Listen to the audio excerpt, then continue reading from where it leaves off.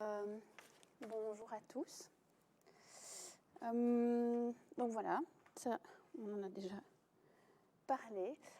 Simplement un petit récapitulatif de ce que je vais tenter de vous présenter aujourd'hui, sans tarder parce qu'on a déjà pris un peu de retard. Après une rapide introduction qui va tenter de remettre un petit peu en avant la manière dont les matières des périodes modernes et contemporaines ont un petit peu pris leur place dans l'activité archéologique en région wallonne.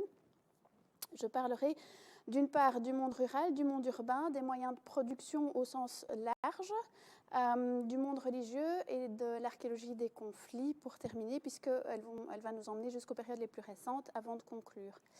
Je voudrais en préambule quand même préciser que dans un premier temps, présentée comme ça, la matière peut paraître très figée, alors qu'en réalité, tous ces éléments vont sans cesse se combiner, se compléter, et donc il a fallu à un moment donné faire des choix.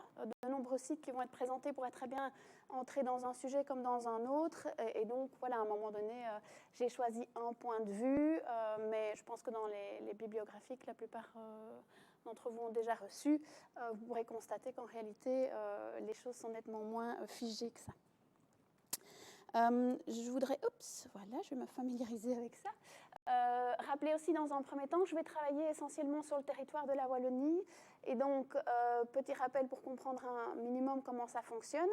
Le patrimoine est une matière qui est régionalisée à l'heure actuelle en Belgique. Ça veut dire qu'il y a 3 régions et donc 3 législations et donc 3 manières d'appliquer le patrimoine, même si chaque fois ça se base sur l'archéologie préventive, les modes de fonctionnement ne sont pas tout à fait les mêmes. Ça veut dire aussi que la manière dont on va appréhender notamment les périodes récentes n'est pas nécessairement la même non plus, fonction de budget et autres, notamment de personnel disponible. Il faut aussi avoir conscience que ce sont 3 territoires différents, ce qui signifie que les patrimoines sont là aussi quelque peu différents. On ne fera pas en région bruxelloise d'évaluation sur 100 hectares.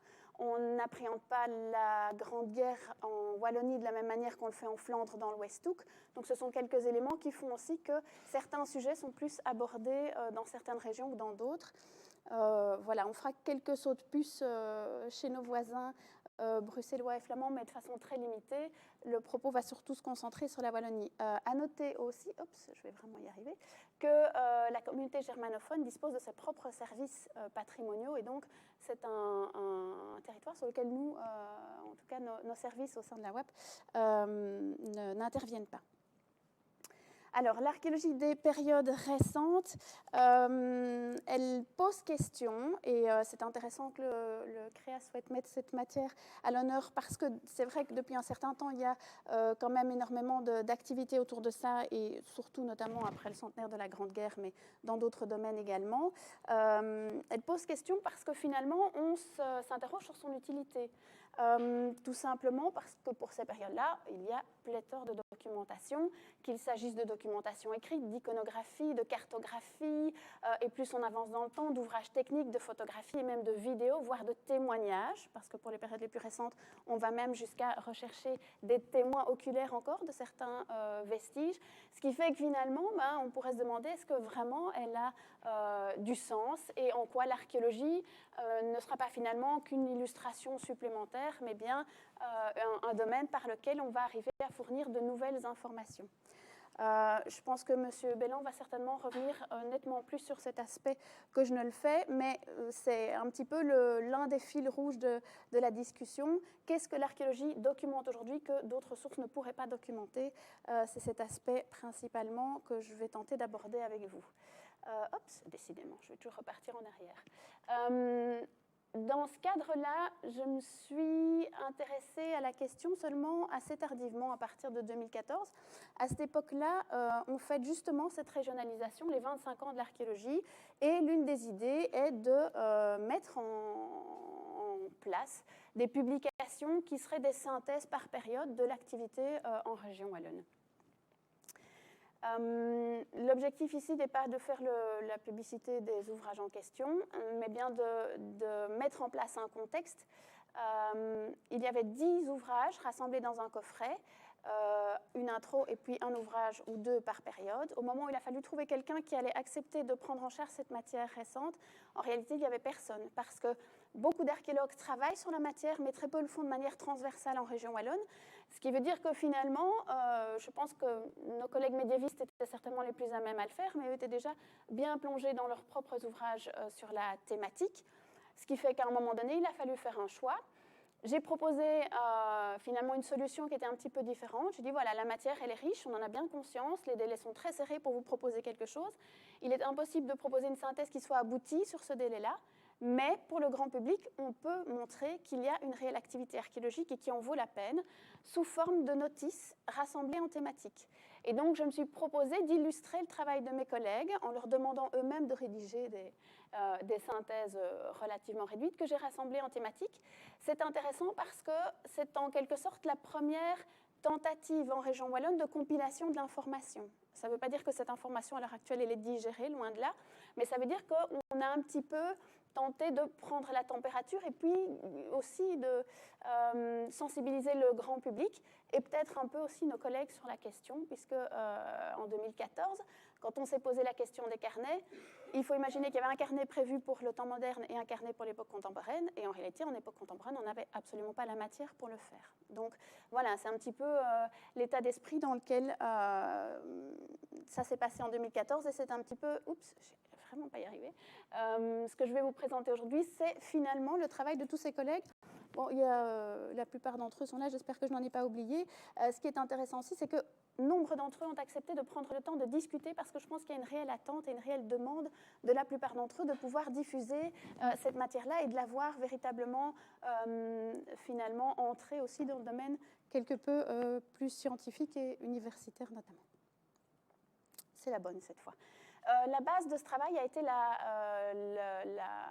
relecture des chroniques de l'archéologie wallonne, qui est une documentation véritablement de base qui rassemble depuis 1993 chaque année l'ensemble de l'activité archéologique wallonne sous forme de notices.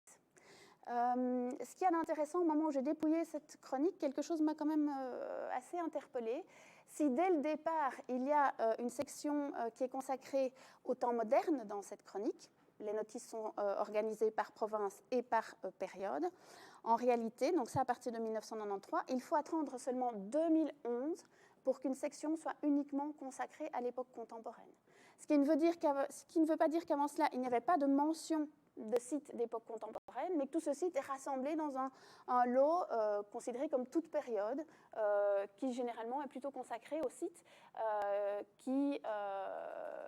pour lesquels il y a mention de plusieurs périodes différentes, de vestiges de plusieurs périodes différentes dans un même site. Donc voilà, ça apparaissait, mais de manière un petit peu détournée. À noter aussi que néanmoins, dans l'un des éditoriaux de la toute première chronique, il y avait une mention intéressante d'un collègue qui disait se réjouir de voir se multiplier les mentions de notices relatives à des sites médiévaux et modernes. Donc on est là en 1993. Et quelques temps avant avait eu lieu, organisé par l'Université de Liège, mais en collaboration avec l'ULB et l'Université de Gand, le tout premier colloque consacré à la matière, en collaboration notamment avec des collègues anglo-saxons qui travaillent sur le sujet depuis plus longtemps que nous. Colloque qui, pour la première fois, tentait de faire la synthèse sur la question. Ce qui est intéressant dans ce colloque, c'est de jeter un tout petit coup d'œil à la table des matières. En réalité, on constate que tout ce qui concerne la fortification, il y a une place énorme par rapport au nombre de communications. Et c'est intéressant parce qu'à l'heure actuelle, pour l'époque contemporaine, c'est encore par ce biais-là que l'on entre dans la matière. Ce sont les conflits mondiaux principalement et l'archéologie des conflits de manière générale qui finalement nous incitent à nous poser la question sur ces périodes récentes, notamment. À noter après ça que les aspects de l'artisanat, de la production vont être abordés, et on est là un petit peu dans la veine de l'archéologie industrielle, et on reviendra sur cette notion également. Il y a tout ce qui concerne l'architecture rurale, qui est aussi abordée, et là la notion est intéressante parce qu'on parle bien d'architecture rurale, et on verra que les archéologues font la distinction entre archéologie du monde rural ou du bâti rural et l'architecture rurale en tant que telle, et un petit peu aborder aussi dans une brève communication tout ce qui concerne la culture matérielle, et une fois encore principalement la céramique. Et là encore, on verra qu'aujourd'hui, c'est toujours la céramique qui reste prépondérante en matière d'études de matériel. Dernière chose à noter, c'est que dès le départ, on parle aussi de dendrochronologie. Et là, c'est aussi quelque chose d'extrêmement éclairant, puisque une part importante du patrimoine des périodes récentes est un patrimoine bâti. Les archéologues, à partir de la fin des années 90, commencent de plus en plus à s'intéresser non plus uniquement à un patrimoine qui est en sous-sol, mais à un patrimoine qui est en élévation. Et à partir de ce moment-là, il a besoin de points de repère qui ne sont plus seulement des points de repère stylistiques, mais il va être tenté d'aller chercher des modes de datation, notamment un petit peu différents, ce que propose la dendrochronologie. Il n'y a pas d'étude de bâtiment quel que soit le bâtiment, sans tentative de prélèvement, que ce soit au niveau des charpentes, des pans de bois ou autres aménagements internes, ce qui fait que ça permet de cadrer un petit peu les différentes phases que l'on peut tenter de mettre en évidence dans le processus d'évolution d'un bâtiment. Et la dendrochronologie, dès l'époque, est bien présente. Alors, j'ai choisi de commencer par parler du monde rural. Parce qu'au moment où la Belgique accède à l'indépendance, en réalité, les 2/3 de la population vit encore à la campagne, vit encore en grande partie d'un travail lié à la terre et à l'agriculture de manière générale. Ce qui est par contre interpellant, c'est que très longtemps, l'étude du monde rural d'un point de vue archéologique est restée au second plan. C'est une matière qui a longtemps intéressé les historiens de l'architecture. Et à l'heure actuelle, déjà depuis un certain temps, pas mal de voix se sont quelque peu élevées, opposées à cet aspect.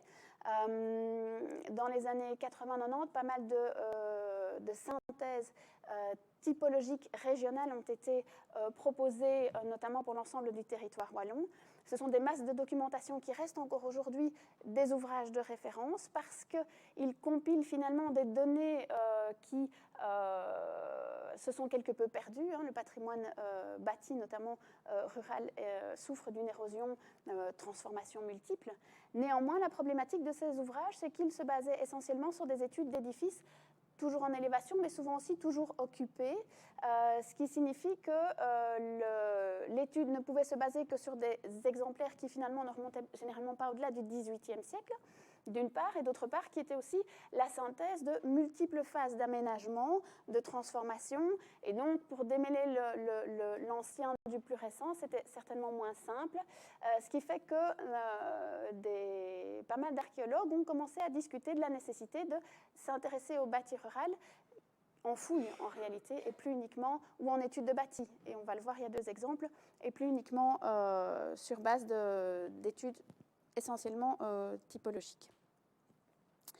Le premier site que je souhaiterais aborder avec vous est celui d'Ayo, qui est un site un petit peu particulier, parce qu'il s'agit d'une fouille non pas préventive, mais bien une fouille de programme depuis de très nombreuses années sur non seulement le village d'Ayo, mais de manière beaucoup plus générale sur tout ce qui concerne le cadre rural en Condro-Namurois, et cela de manière diachronique. Ça ne concerne pas que les périodes récentes, mais bien de la protohistoire jusqu'au XXe siècle. Ce qui est intéressant, comme vous le voyez dans l'image du bas, elle est assez éloquente, c'est qu'une bonne part du village a pu être investiguée, ce qui a donné finalement pas mal d'informations qui permettent de retracer l'histoire de ce village, à la fois les premiers bâtiments, les premiers ensembles, et on y reviendra, d'autres composantes essentielles, l'apparition d'un château à motte, oui, voilà, enfin d'une motte et d'un château, et puis également la composante à la fois religieuse et funéraire, avec vraisemblablement la première église, le presbytère actuel, et son cimetière. Dans ce cadre-là, les fouilles ont mis en évidence la présence d'une ferme assez conséquente, la Sens del Tour. Oui, voilà. Je vais reprendre un petit peu mes notes parce que la voici. Alors, la ferme, située au sud-ouest du village, est une ferme qui est ceinturée par un important mur de clôture qui est intégralement maçonné. et qui est ponctué au sud-ouest par la présence d'une tour massive. Une autre tour, vraisemblablement à l'opposé, devrait également agrémenter ce mur de clôture. Alors c'est un vocabulaire qui est assez intéressant parce qu'il est inspiré du monde militaire et il semble donc bien vouloir démontrer une volonté par le propriétaire de prestige, ou en tout cas on s'impose, c'est clair. À côté de cela, la fouille a permis d'investiguer progressivement les différents éléments qui constituaient le bâti à l'intérieur de ce quadrilatère. Alors il y a juste après l'entrée, je vais peut-être utiliser la souris, voilà, je ne sais pas si vous la voyez bien. Voilà, après le chemin, un tout premier logis. Alors, je pense qu'il est illustré aussi. Voilà la tour. Alors, ce vocabulaire inspiré du monde militaire est en réalité quelque chose qui n'est pas inédit. Bien au contraire, dans l'ensemble du Condron namurois, c'est quelque chose qu'on a pu observer dans le courant du XVIe et du XVIIe siècle, et parfois sur certains édifices encore en élévation. C'est le cas de la ferme de la Vau-d'Aigle. Le logis, le voici. C'est un logis sur cave, donc quasiment seule la cave d'ailleurs voûtée a été conservée. Juste à l'arrière de ce logis, on observe des étables et puis également une vaste grange en large, partiellement conservée, mais dont le plan vous est reconstitué ici. Alors, je vais regarder un petit peu. Oui. Le matériel qui a été mis en évidence et la stratigraphie permettent de situer cet ensemble-là dans la deuxième moitié du XVIIe siècle. En réalité, le dépouillement des archives a permis de préciser qu'il s'agit vraisemblablement d'une construction attribuée à François-Olivier de Brunt de Brabant. Alors, comme je vous le disais, ce personnage a occupé des fonctions importantes, écuyer, lieutenant-colonel des armées, et surtout, à un moment donné de sa carrière, il devient premier échevin à Namur. Alors, cette ferme est certainement la toute principale ferme de l'entité. C'est clair qu'elle jouit d'un capital foncier non négligeable. Et ce qu'il y a d'intéressant, c'est que, véritablement, le propriétaire des lieux tient à mettre en évidence de manière particulièrement impressionnante, je dirais, son propre statut en s'installant à Ayo. Cette ferme évolue dans le courant du XVIIIe siècle. Au XVIIe siècle, il semble que suite à des problèmes d'héritage et puis par la suite également une situation compliquée et conflictuelle dans la région, elle semble sortir du XVIIe siècle en assez mauvais état et est dès lors en très grande partie reconstruite. Alors, si on conserve globalement le périmètre qui a été défini dans un premier temps, on constate que le logis, lui, est reconstruit. L'espace enclos a été diminué. On a intégré les anciennes étables dans le logis, ce qui lui donne une forme un petit peu particulière. Il est toujours construit sur cave voûtée. On note également l'aménagement de nouveaux bâtiments en bordure de la cour. La ferme a disparu. Ce type d'aménagement s'apparente aux fermes en réalité que l'on retrouve en Condro pour la même période, c'est-à-dire organisées autour d'une cour fermée, à laquelle on accède par un porche. Et on note par ailleurs la présence d'une seconde cour, un second dégagement, avec également un point d'eau vraisemblablement permettant l'accès au bétail. Cette ferme va progressivement disparaître dans le courant du XIXe siècle jusqu'à ce que finalement le terrain devienne une simple pâture. Et c'est finalement dans cet état que l'archéologie a entamé les investigations. Voilà. Ce qui est intéressant de noter, c'est qu'à deux moments précis de l'histoire de ce bâtiment, on peut, au départ de grands programmes de reconstruction complète, faire le point sur un état à un moment donné. Et donc ça, c'est quelque chose dont on ne dispose généralement pas si on observe les établissements toujours en élévation aujourd'hui. Une deuxième chose, c'est qu'on peut également la replacer dans un contexte qui est celui du village de Ayo. et donc petit à petit comprendre d'où elle vient et pourquoi on en arrive là. On a un premier habitat dans le milieu du Xe et XIe siècle qui s'installe avec des unités d'habitation et leurs équipements. Et puis, fin du XIe, XIIe, l'arrivée du château qui va évoluer. On commence à prendre connaissance au XIIIe, XIVe siècle des éléments propres à sa basse-cour. Dans le courant du XIVe siècle, on se rend compte que l'habitat progressivement est repoussé à l'extérieur de plus en plus aux limites du village. XVe siècle, on continue à voir évoluer la basse-cour. Au XVIIe siècle, apparaît la fameuse ferme Sens-Deltour.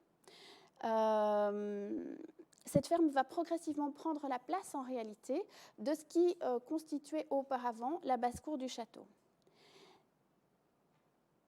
La question qui se pose par rapport à l'archéologie des périodes récentes et que je pose maintenant, c'est est-ce qu'on peut imaginer, puisque finalement on dispose d'une documentation non négligeable pour Ayo et pour le village et pour la ferme, que cette documentation pourrait intégralement finalement remplacer les données que les fouilles apportent. Et c'est bien ça la question pour ces périodes récentes. Est-ce qu'à un moment donné, on pourrait nécessairement considérer que, à partir d'un certain moment, la documentation peut à elle seule remplacer l'information que fournissent les investigations archéologiques. Un autre exemple, là on part dans l'archéologie du bâti, c'est l'architecture rurale en province de Liège. Dans le cadre de la ligne TGV, la grande opération d'archéologie préventive qui concerne la ligne du TGV oriental en province de Liège, une série de bâtiments ont pu être étudiés avant démolition. Il s'agit essentiellement de fermes situées sur les communes de Herve, Thimister et Soumagnifus, si je ne dis pas de bêtises. Ces fermes étaient toutes elles-mêmes déjà répertoriées dans des volumes consacrés à l'architecture rurale. Donc en soi, un patrimoine dont on se dit qu'il peut déjà aisément être reconnu et dont on peut facilement trouver finalement des comparatifs. Ce qui est intéressant dans ce cas-ci, c'est qu'un premier diagnostic de ces bâtiments qui devaient être démolis a permis de mettre en évidence l'existence encore à l'intérieur de ces bâtiments d'importants pans de bois qui évoquaient des phases de construction nettement plus anciennes.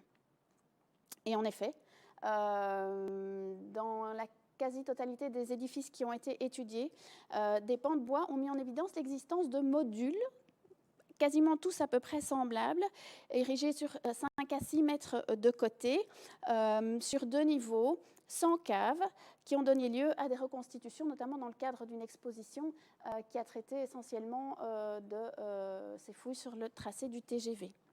Voilà bien quelque chose qui n'était absolument pas connu et qui n'est documenté pour la première fois qu'à travers les investigations archéologiques. C'est la première fois aussi que sur un tracé linéaire de ce type, on s'engageait à réaliser une étude d'archéologie du bâti. Donc finalement, c'est un petit peu par hasard si on met en évidence ces aspects-là. Ce qui est intéressant aussi à noter, c'est qu'en réalité, les fermes du pays de Herve avaient déjà été replacées un petit peu dans un cadre historique, puisqu'on savait qu'au XVIe siècle, un édit de Charles Quint va imposer une profonde reconversion des habitants de la région. Ils vont devoir passer d'une forme des pratiques agricoles vers l'élevage, et l'élevage intensif. Ce qui est intéressant, c'est qu'en réalité, ça, on le savait pour le XVIe siècle, les modules dont je vous parle apparaissent au XVIe siècle. Par contre, ce qu'on constate, c'est que les équipements qui sont associés notamment à l'élevage et à la production laitière, on parle des étables, on parle des caves qui permettent notamment de conserver au frais les produits, eux n'apparaissent que beaucoup plus tard. Et donc là se pose la question de est-ce que cette reconversion est plus lente que ce qu'on pensait? Est-ce que finalement une partie de l'information ne se situe pas à l'endroit où on a réalisé ces investigations et donc on manquerait de données? Donc là, il y a encore une question fondamentale qui se pose. Donc autant d'une part, on apporte quelque chose de tout à fait neuf avec la mise en évidence de ces volumes, autant d'autre part, on repose complètement la question de ce qu'on pensait tout simplement évident. Donc, question encore à creuser à l'heure actuelle pour mes collègues. Je voudrais aussi simplement signaler que cette architecture en pan de bois, en milieu rural, elle va persister, et en milieu urbain aussi, mais en milieu rural principalement, elle va persister même jusqu'au 19e siècle. Vous avez sur la gauche la photo d'un ensemble constitué d'un logis et entouré de 2 ailes autour d'une cour qui est érigée au 19e siècle intégralement en pan de bois et de manière tout à fait cohérente. Une étude archéologique réalisée avant démolition a bien mis en évidence qu'il s'agissait bien d'un projet unique et pensé comme tel. Un autre exemple également qui concerne le 19e siècle, ce sont ces petites maisons, en réalité maisons ouvrières, qui ont été investiguées dans le hameau de Deury à Manet. On est là dans un vallon dont le cours d'eau a été mis assez rapidement a été utilisé de manière à pouvoir profiter de l'énergie hydraulique pour mettre en place une activité de forge, comme il y en a énormément dans la région. Ce qui est intéressant au niveau architectural, c'est qu'on constate pour ces époques tardives la mise en place, dans ce cas-ci en tout cas, d'une construction sous forme de modules qui se répètent de manière assez systématique. On a d'une part 3 travées verticales, 4 horizontales, une porte, et c'est quelque chose qu'on retrouve de module en module. Si le premier et le deuxième module sont construits à peu de temps d'intervalle, le premier vraisemblablement logis avec présence d'un foyer, le deuxième annexe agricole. Les 2 suivants, eux, sont bien construits ensemble, comme une unité en une fois. Et le troisième, par contre, viendra plus tard. On est bien là, selon les datations dendrochronologiques d'abattage des arbres en 1808-1818, et les tout premiers croquis, toutes premières extraits cadastraux permettent qui arrivent une vingtaine d'années plus tard, mentionnent bien que l'un des propriétaires est un mouleur de sable, donc bien un de ces ouvriers qui finalement travaillait à la forge toute proche. Et donc là aussi, on voit non seulement la standardisation, mais la préservation de ce mode de construction très tardivement. Alors...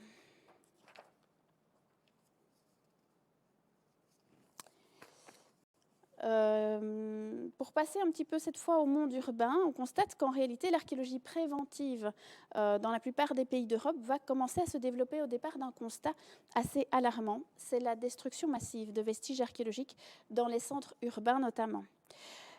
Pourtant, longtemps, les périodes les plus récentes ont été ignorées parce que l'objectif était de rejoindre au plus vite les vestiges les plus anciens, ou en tout cas de tenter de les mettre en évidence. Cela aussi peut être dans des contextes où les rapports entre archéologues et aménageurs n'étaient pas aussi formalisés qu'ils peuvent l'être à l'heure actuelle, ce qui impliquait des délais certainement courts et un personnel généralement réduit. Néanmoins, c'est comme ça qu'il faut bien constater que des pans entiers à la fois de bâtiments et de quartiers ont été amputés de la période la plus récente, d'une part importante de leur histoire, la plus récente.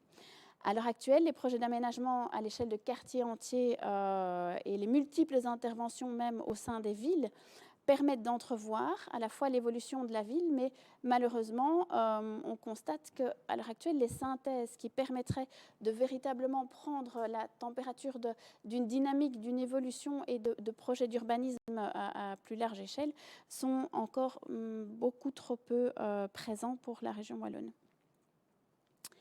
Je vais revenir sur 2 aspects principaux, une fois encore l'archéologie du bâti et puis l'archéologie du sous-sol.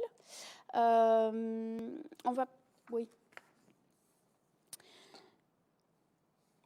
Nos collègues liégeois ont depuis une vingtaine d'années développé une réelle expertise en archéologie du bâtiment, en particulier dans le centre de Liège, mais également alentour, notamment depuis l'important projet d'étude complète de l'ancien couvent des frères Sélites, la Licorne, à la fin des années 90, et j'aurai l'occasion d'y revenir. La mise en place de procédures aussi légales dans le cadre de monuments classés, les certificats de patrimoine, ont incité aussi de plus en plus les archéologues à entamer des études qu'on appelle préalables, c'est-à-dire des études qui sont censées apporter leur lot d'informations à un projet de restauration ou conserver une information qui risquerait d'être, elle, par contre, totalement supprimée ou arasée par le projet d'aménagement. L'un des sites ici qui est présenté, c'est le Seigneur d'Amet.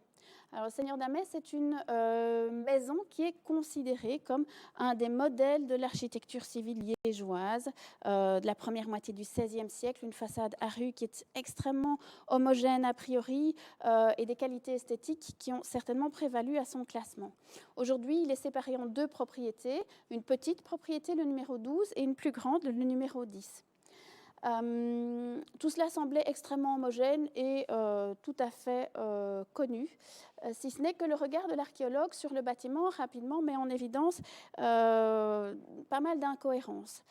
D'une part au niveau du plan, le plan qui est ici, vous avez la maison du numéro 10 ici, la maison du numéro 12 qui est ce petit volume ici.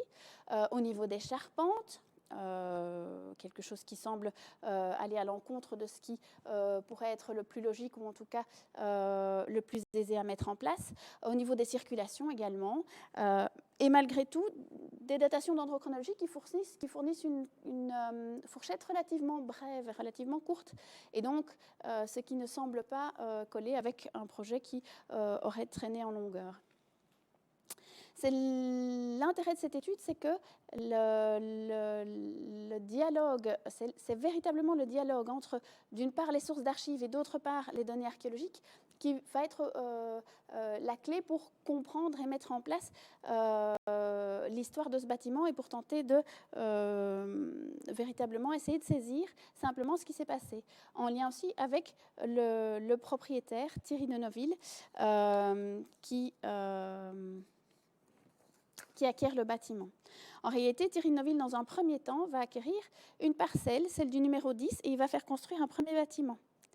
En réalité, la parcelle du numéro 12 appartient à son beau-père. Et donc, il semblerait que c'est essentiellement par accord, de commun accord, qu'il acquiert la parcelle du numéro 12.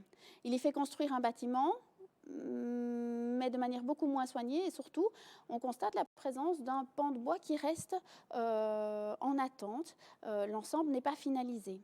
Ce n'est que beaucoup plus tard que la troisième parcelle, un bâtiment, viendra relier les deux ensembles. Comment dirais-je ce qu'il faut en retenir globalement, c'est que au départ de quelque chose qu'on estimait connu, qui avait été reconnu entre guillemets légalement, puisque le bâtiment était en partie classé, qu'on considérait cet ensemble avec ces belles fenêtres à linteaux en accolade comme véritablement des modèles, l'étude archéologique remet un petit peu ça en question, non pas pour sa valeur esthétique, mais bien en disant attention, on est loin d'être là devant quelque chose qui peut être considéré comme un tout unique sorti ex nihilo de la tête de son propriétaire, et dès lors voilà, avoir une vision qui est peut-être différente de ce qu'on aurait pu simplement considérer en estimant que ce patrimoine est quelque chose de connu et donc d'acquis. Idem pour l'hôtel Bar-le-Charlier, propriété toujours à Liège, maison canoniale. C'est un édifice qui, là aussi, a été considéré comme un exemple de l'archéologie liégeoise, cette fois inspirée de la Renaissance italienne, une architecture qui se voudrait en tout cas novatrice et se démarquerait en tout cas des modèles du passé. Ce vaste ensemble serait dès lors un grand projet unique. Là aussi, très rapidement, l'étude archéologique va démontrer la nécessité d'approfondir la question. Elle va mettre en évidence la présence d'éléments antérieurs. Il ne s'agit certainement pas, une fois encore, d'une construction ex nihilo. Il y a des éléments préexistants qui influent directement sur le plan, sur la distribution, sur les charpentes. Et la phase que vous pouvez observer ici est sans doute l'une des plus importantes dans l'histoire du bâtiment. Elle date de la seconde moitié du XVIe siècle. La datation dendrochronologique situe l'abattage des arbres associés à cette phase de travaux entre 1564 et 1565. Est attribuée à Jean Brictus. Ce qu'il y a d'intéressant, surtout au niveau de la façade, c'est qu'il semble qu'il y ait vraiment eu la volonté de tenter d'associer les éléments anciens et les éléments nouveaux. Et c'est sans doute dans cette recherche bien précise de faire correspondre finalement et de faire se répondre éléments gothiques de la colonnade au rez-de-chaussée et nouvelle baie à l'étage, c'est certainement en partie de cette manière assez subtile de fonctionner est restée l'idée d'un bâtiment qui vraisemblablement était homogène ou en tout cas cohérent.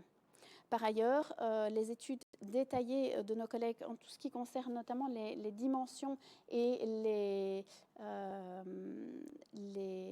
pieds de mesure qui sont utilisés comme référents aux différentes périodes ont montré qu'il y avait bien un changement dans le pied médiéval utilisé comme élément de référence dans les différentes dimensions au rez-de-chaussée par rapport à ce qui sera utilisé à l'étage. Ce qui est intéressant aussi, c'est que nos collègues, dans le cadre de ces travaux, proposent alors, en quelque sorte, des nouveaux référentiels. Ils mettent en évidence la manière, par exemple ici au travers des baies, observées sur de très nombreux bâtiments liégeois, comment les choses vont finalement évoluer indépendamment de ce que pouvaient nous dire les études historiques ou tout simplement stylistiques en la matière jusqu'à présent. On va parler cette fois d'actualité un petit peu en se penchant sur ce qui a été sur les travaux du Grognon. C'est un petit peu le chantier qui, ces derniers temps, a fait l'actualité. Situé à la confluence de la Sambre et de la Meuse, le site du Grognon est considéré comme le berceau de la ville de Namur. Port mentionné depuis le Xe siècle, c'est aussi un site qui se situe directement au contrebas du château Comtal et de la nécropole, de la citadelle. Ce site a fait l'objet de très nombreux projets d'aménagement, réaménagement, parking et autres qui ont entraîné déjà dès 1994, entre 1994 et 2000, une importante campagne de fouilles archéologiques qui a été complétée dans le cadre d'un nouveau projet de parking sur 4 niveaux, cette fois près de 5000 m² par des fouilles réalisées entre 2017 et 2019. Il est intéressant de constater les différences en termes de relevé entre le milieu des années 90 et le milieu des années 2000. La combinaison des deux est un peu déstabilisante par moment, mais voilà. La particularité du site du Grognon réside dans sa double fonction. C'est à la fois un port, ce qui nécessite un minimum d'ouverture sur l'extérieur, mais c'est également l'une des entrées de la ville et dès lors un endroit qui doit nécessairement, en tout cas au temps moderne, être protégé. D'autant plus que sur l'autre rive, on est juste en face de la principauté de Liège. Et donc, c'est ainsi que vont se succéder sur cette pointe du Grognon à la fois différents murs et portes de la ville. Pour les périodes qui nous concernent, il faut noter en 1521, le passage de Charles Quint qui s'inquiète justement du fait que les murailles existantes ne sont pas suffisantes pour contenir une attaque et notamment l'artillerie à l'époque. Il fait donc construire un tout nouveau rempart, qu'on appelle le rempart ad Aquam, mais qui va avoir une influence sur l'organisation interne du quartier sur la pointe du Grognon. Au cours des fouilles des années de la deuxième moitié du XIXe siècle, a été très tôt reconnu par l'étude détaillée des sources d'archives et puis par une étude approfondie archéologique, une auberge. Et en effet, le port, l'une des fonctions du port est notamment celle de l'accueil. Et on va retrouver au cours du temps pas mal de sites, auberges, hôtelleries et autres. L'étude archéologique a permis de véritablement mettre en évidence la manière dont, à un moment donné, au début du XVIIe siècle, Pierre Stapleau, qui est devenu propriétaire de l'établissement en question, va réaliser toute une série de travaux qui ont véritablement pour vocation de profiter au maximum de cette situation entre, d'une part, la rue Neuve, qui est la nouvelle rue créée derrière le rempart, et la rue Saint-Hilaire. Il fait réaménager pour ça toute la partie arrière de l'édifice, 2 écuries qui entourent une petite cour, une autre cour à l'arrière, accessible par une venelle en longeant un entrepôt depuis la rue Neuve. Il y a donc 2 accès principaux, à la fois directement par le port, à cheval, on peut tout simplement laisser les animaux à l'écurie. Les logements, selon les sources d'archives, se situent bien à l'étage, et également par la rue Saint-Hilaire. Autre élément, la présence de latrines situées juste finalement à la jonction de ces 2 circuits de circulation, à la fois utilisés par les tenanciers dans leur maison au niveau de la rue Saint-Hilaire, mais également par les occupants des logements à l'arrière. L'archéologie a également documenté justement le mode de vie, en tout cas ce qu'on pouvait retrouver sur la table de cette auberge des Trois Rois au travers de l'étude de ces latrines. Outre le matériel, la vaisselle, céramique, verre, les récipients destinés à la préparation des repas, on y a également retrouvé une grande quantité d'éléments qui permettent de reconstituer l'alimentation de l'époque. Ça a inspiré cette nature morte à nos collègues en charge de la fouille à l'époque, qui est assez évocatrice. Ce qui est aussi d'intéressant, c'est que pas mal de produits témoignent notamment de cette ouverture sur le monde, puisqu'on va retrouver à cette auberge des Trois Rois des graines de casse, du piment ou du poivron, hein, là le doute est parfois encore permis, et ainsi que du tabac, qui sont bien des produits importés, notamment du Nouveau Monde. Donc là, encore une fois, sur un site qui est extrêmement bien documenté, on aura beau aller fouiller dans les archives le mieux possible, il y a toute une série de données qui ne peuvent être apportées que par l'archéologie. Et ce n'est véritablement que dans la combinaison de l'ensemble de ces données, études pluridisciplinaires, archéozoologie, archéobotanique, études archéologiques et études des sources, que l'on peut véritablement se permettre de reconstituer la manière dont, dans ce cas-ci, Pierre Stapleau va prendre possession des lieux et pratiquer son activité. Dans le cadre des fouilles récentes sur le site du Grognon, d'autres auberges et établissements d'accueil ont également été mis en évidence juste à l'entrée de la ville. Hein. Voilà l'une des dernières portes mises en place sur le site du Grognon. Un nouveau projet d'urbanisme dégage un petit peu cette place, et c'est une place propice à l'aménagement de nouveaux établissements qui seront vraisemblablement eux aussi étudiés plus en détail par nos collègues au fur et à mesure du post-fouille.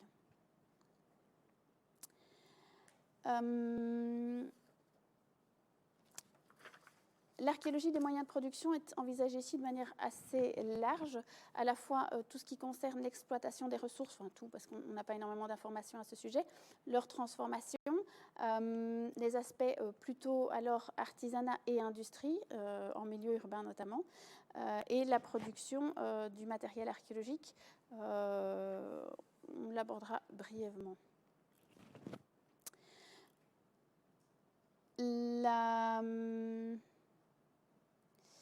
Le territoire de la Wallonie regorge de ressources naturelles variées qui ont fait l'objet d'exploitations plus ou moins intensives au cours du temps. Ce sont des exploitations qui peuvent avoir laissé d'importantes traces dans le paysage. On pense notamment aux terris ou aux carrières, mais ce sont aussi des exploitations souterraines, entre autres, qui peuvent, elles, par contre, n'avoir laissé que très peu d'éléments dans le paysage. Quelques têtes de puits, affaissement de terrain et surtout, à une époque où l'exploitation était peu mécanisée, très peu d'éléments en surface. Ce n'est pas un domaine aisé à aborder dans le sens où l'origine des exploitations est généralement très difficile à déterminer. Et la poursuite de l'exploitation dans le temps peut avoir de plus oblitéré les traces les plus anciennes. Ce que l'on constate, notamment à travers les sites divers qui ont été abordés en Wallonie sur le sujet, c'est qu'il y a en apparence une intensification de l'extraction des ressources pour les temps modernes, ou du moins le fait que celle-ci soit peut-être mieux documentée.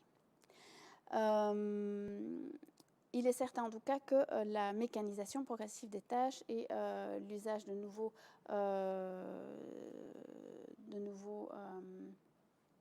moyens techniques, technologiques va accélérer cette activité.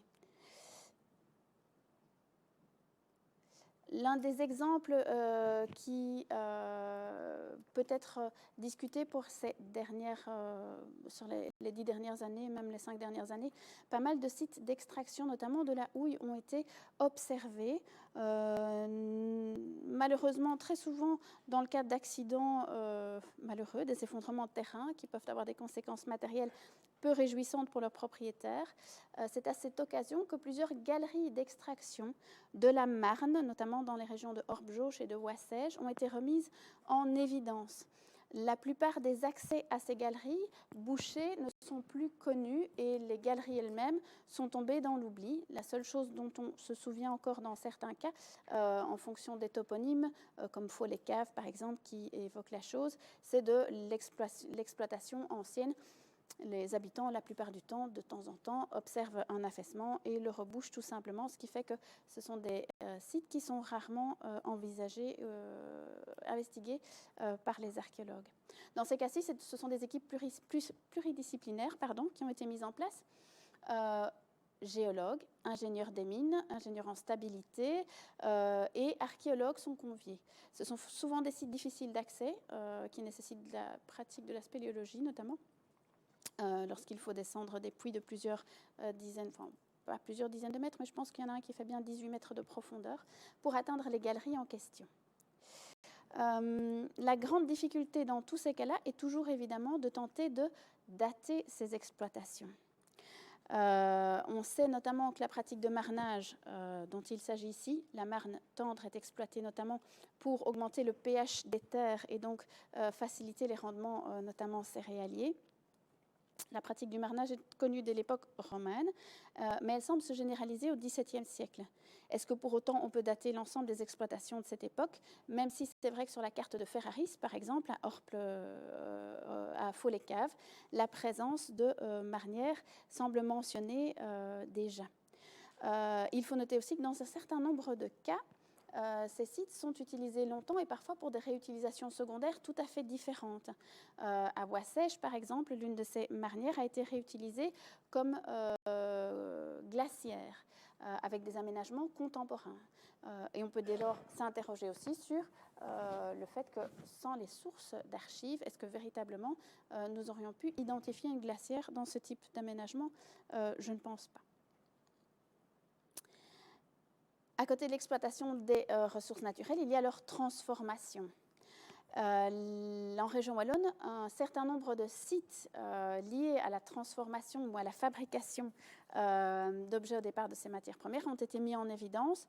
Je parlerai ici de deux cas particuliers qui sont d'une part les fours à chaud, on en a quand même un certain nombre, à Ayo également. Celui que vous avez sous les yeux provient d'une fouille sur le tracé du TGV à Magné, dans la commune de Fléron, mais également un grand nombre de fours à briques, malheureusement souvent découverts de manière fortuite et dans des contextes relativement limités, des fouilles étant essentiellement associées limitée à l'extension, à la superficie du four et un peu au-delà, ce qui fait que les informations restent souvent limitées quant au contexte. Le four de Magny avait ceci de particulier qu'en réalité la cuisson n'a pas eu lieu, ou en tout cas elle a été interrompue, semble-t-il, par la pluie. Mais la fouille a permis de mettre en évidence la manière dont vraisemblablement il devait fonctionner. 4 galeries orientées sur les 4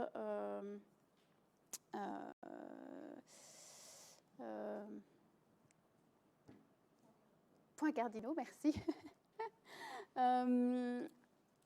servait soit à l'alimentation du foyer, soit à une bonne répartition de la chaleur. Le foyer, un peu de charbon, un peu de végétaux devait suffire à lancer au départ la cuisson qui devait durer plusieurs jours et vraisemblablement permettre la production de chaux. Ici, il s'agit essentiellement donc de calcaire, dimension de 10 à 20 cm de diamètre et vu l'interruption, le tout n'a pas pu être mené à bien.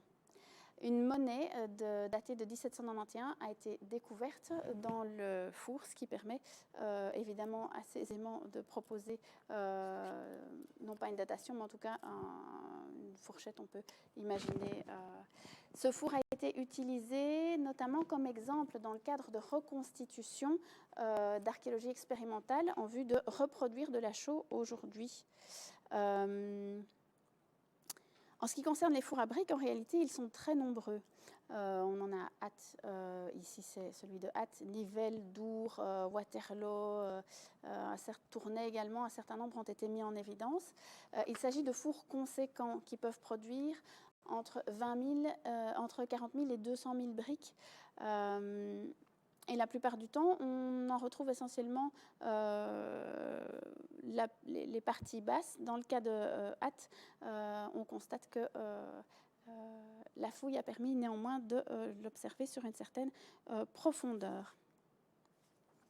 Hop. Ces sites, malheureusement, restent encore essentiellement abordés uniquement sur l'angle technique, technologique. En réalité, il n'est généralement pas possible de les associer directement à un travail en particulier, un site. Il ne suffit pas d'observer les quelques fermes présentes dans un rayon de 100 mètres pour tenter d'associer les éléments. Ce qui fait que finalement, tout un pan de cette économie-là nous échappe. D'autant plus qu'on est très loin, même si l'activité est ponctuelle, on est très loin d'une activité, c'est une activité qui est organisée. Il y a toute une équipe qui travaille à la construction, à l'aménagement, à remplir le four, à produire les briques, à maintenir également la cuisson. Et donc ce sont des aspects qui, en tout cas en région wallonne, sont rarement abordés. Généralement, les fours sont décrits, les briques, le nombre de briques estimé. Ici, pour Ath, c'est 60 000 briques, mais les études vont rarement plus loin.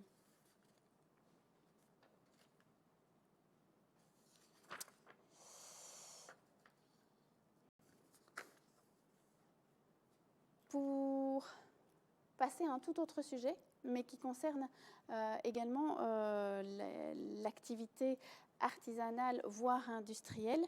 Je repars sur un autre exemple, ici en archéologie du bâti, qui est celui de la maison Lambrette à Verviers.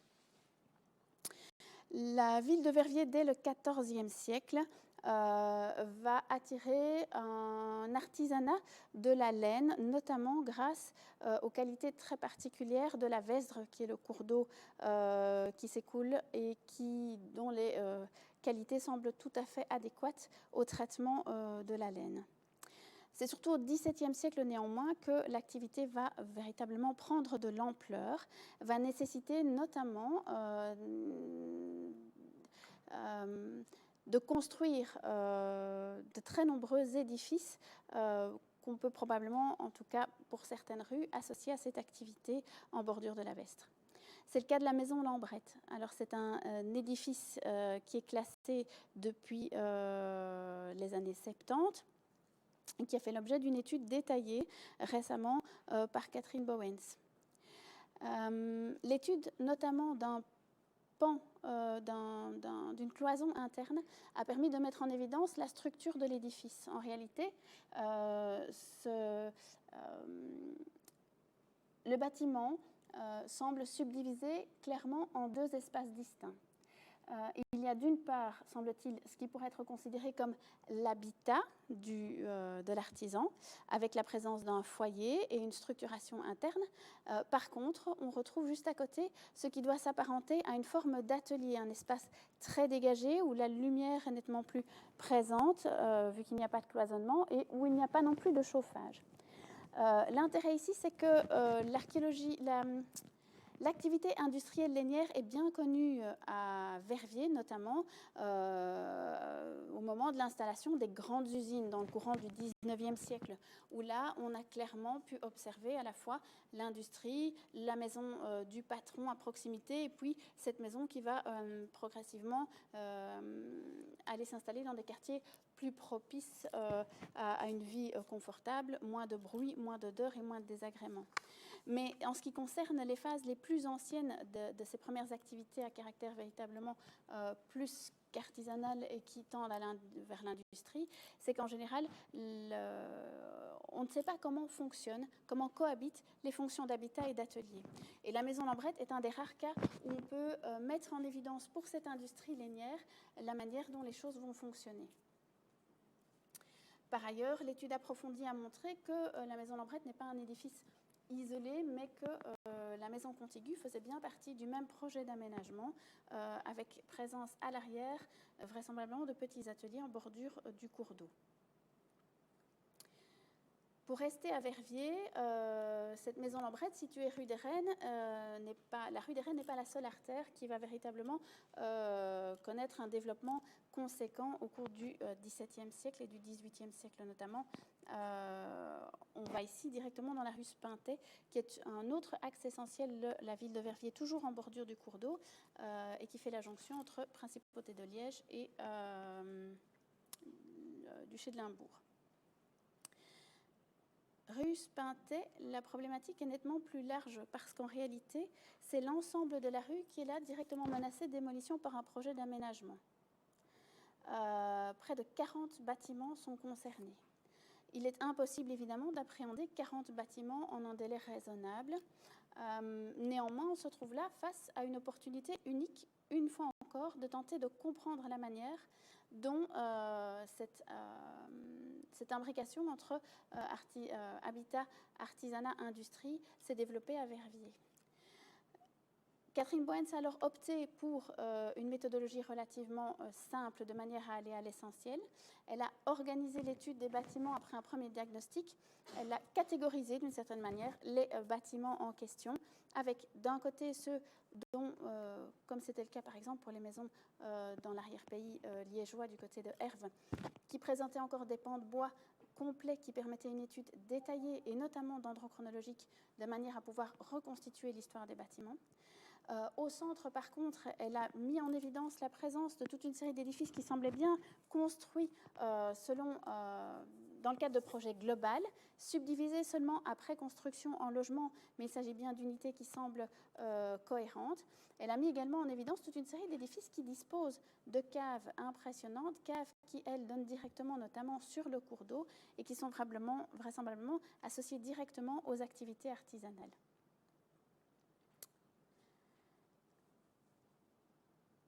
On avance dans le temps, avec dans ce cas-ci une vue de la grande carrière Winx, issue de la Belgique industrielle. Au moment d'accéder à l'indépendance, la Belgique et la Wallonie est l'un des territoires que l'on considère comme les plus industrialisés dans le monde. Néanmoins, il est assez interpellant que l'archéologie de sites industriels est quasiment inexistante en région wallonne. La notion même d'archéologie industrielle est une notion d'origine anglo-saxonne qui, à l'origine, concerne essentiellement les vestiges liés à la révolution industrielle, dans le premier sens qu'on donne à l'expression, et qui concerne surtout la conservation et l'inventaire de ce patrimoine qui s'érode. Dans les années 70-80, il y a une prise de conscience et la volonté de pallier à la perte de ce patrimoine. une seule intervention qui concerne véritablement des installations d'archéologie industrielle a été menée en région wallonne sur le site de la Grande Carrière Winx. Il concerne exclusivement, et malheureusement de manière assez réduite, le bâtiment de la Grande Scierie. C'est là qu'étaient amenés les grands blocs de pierre extraits de la carrière qui devaient par la suite être sciés en différents blocs. L'édifice doit accueillir en réalité un nouveau centre d'accueil du pôle de la pierre qui est maintenant installé dans cette grande carrière qui est en très grande partie remblayée. Il a effectivement permis de mettre en évidence les deux blocs qui accueillaient les grandes scies qui étaient installées sur de grands châssis métalliques. Ce qui est intéressant dans ce cas-ci, c'est que, outre ces aspects qui sont purement liés à la fonction première du bâtiment, on a pu constater que l'édifice était construit sur des aménagements antérieurs qui n'étaient pas connus. La présence d'un vaste puits, qui a d'ailleurs resservi dans le cadre de l'activité industrielle qui se met en place, raison peut-être pour laquelle la Grande Scierie est installée à cet endroit-là. Mais on a également pu mettre en évidence de nombreuses autres installations techniques, vraisemblablement de grandes chaudières, probablement. Il s'agit de cuves semi-circulaires en briques qui présentent d'importantes marques de rubéfaction, ce qui semble laisser supposer la présence de dispositifs qui nécessitent d'être chauffés. Dès lors, à l'heure actuelle, tous ces aménagements techniques sont encore loin d'être intégralement compris. Et c'est ça qui est un petit peu étonnant. Finalement, on se retrouve dans une période où on considère que ces aspects techniques, on les maîtrise bien. On a de plus en plus d'ouvrages techniques pour ces périodes. On a l'encyclopédie de Diderot et Lambert. On a tous ces ouvrages qui sont censés nous renseigner. On a les ouvrages, les archives même de la Grande Carrière. Néanmoins, il reste encore de très nombreuses questions qui se posent quant au fonctionnement de cette Grande Scierie et à ces différents aménagements. En réalité, rien n'est stéréotypé. On pourra prendre tous les ouvrages techniques que l'on souhaite. On va constater que finalement, contrairement à ce qui est censé être une situation idéale, chaque aménagement, chaque site particulier va disposer de ses propres éléments en fonction, comme je dis, d'éléments antérieurs, notamment ici, par exemple, ce puits.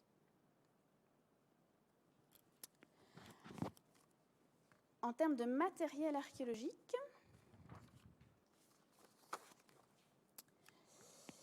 il est clair que plus on avance dans le temps, plus les archéologues vont être confrontés à des matériaux, non seulement, d'abord à une masse de matériel toujours plus importante, à une diversité des matériaux toujours plus importante également, ce qui pose à la fois de très nombreux problèmes, notamment de conservation et également des problèmes en termes de stockage. Pour les périodes les plus récentes, il est indispensable de réaliser des choix. Et c'est le cas, par exemple, ici, d'un échantillonnage raisonné réalisé dans les comblements des dernières caves démolies, des caves des dernières maisons démolies dans le quartier Saint-Hilaire. Il est clair qu'on ne peut pas tout conserver, et dès lors, à un moment donné, des choix sont faits représentatifs qui doivent illustrer une période donnée. Pour les périodes récentes, il faut noter que, en termes de matériel archéologique, même si celui-ci est de plus en plus diversifié et présent, c'est encore principalement le matériel archéologique qui est étudié. Le matériel céramique, pardon, qui est étudié. Ce matériel céramique présente une beaucoup plus grande diversité, ce qui nécessite dès lors des travaux nettement plus vastes, mais aussi nettement plus enrichissants, puisqu'il permet de mettre en évidence non plus seulement des aspects chronologiques, mais bien des aspects commerciaux. D'autres types de matériaux vont également de plus en plus être fréquents. C'est le cas notamment du verre, c'est le cas également de tout ce qui concerne, par exemple, les pipes. Ces deux type de matériaux, je les mentionne parce qu'en réalité, ce peut être d'importants marqueurs chronologiques, encore négligés, et d'autre part également d'importants marqueurs des courants commerciaux et du statut des individus. Des lots de verre importants ont été mis en évidence, que ce soit à Boussu, à Mons, rue Jean Lescar, mais également au palais abbatial de Saint-Hubert. Et malheureusement, la plupart d'entre eux, même pas toujours restaurés, attendent toujours d'être étudiés. La pipe en terre cuite, elle aussi peut être le reflet d'une certaine évolution et d'un certain statut, parce que si la plupart des pipes sont de facture tout à fait ordinaire, certaines d'entre elles présentent des motifs, comme c'est le cas ici en bas, assez exceptionnels. Et donc, c'est un type de matériau très fréquemment rencontré et qui pourrait véritablement apporter beaucoup plus de données qu'on ne le pense et qui est sous-exploité, en tout cas pour l'instant. Je ne sais pas s'il y avait une pause prévue ou... Ça va. Non, c'est parce que je pensais que c'était prévu.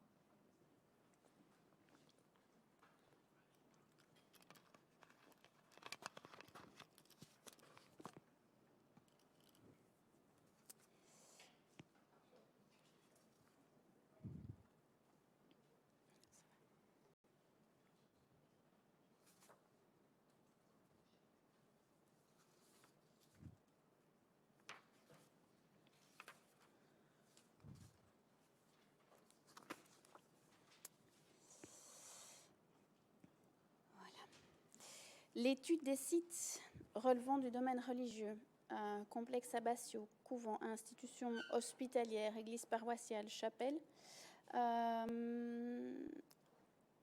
pour les temps modernes et l'époque contemporaine, ont longtemps été délaissés eux aussi. Considérés souvent comme inutiles, leur étude ne semblait pas pouvoir révéler d'informations nouvelles. On connaît très bien leur localisation.